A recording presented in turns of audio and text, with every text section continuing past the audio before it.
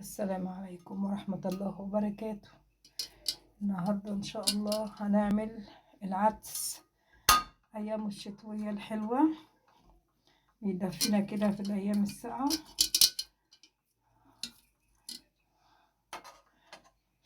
مسك حطينا حتة سمنة كده في الحلة عشان ايه نشوحه. التشويح هيدي طعم جميل عن ما تسلقيه على طول كده.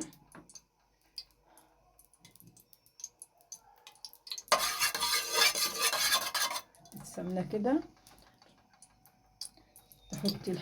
تحطي جزر وثوم وطماطم وبصل في الحلة، وبطاطس مقطعة مكعبات، نديله تقليبة، نديها تقليبة حلوة كده، ونكون معلقين على مية عشان نحطله مية سخنة على طول عشان ايه يغلي معاك على طول وعشان ما تضيعيش وقت. هنا نضيف الجزر نضيف العدس، معلش نضيف العدس، نديها تقليبة حلوة.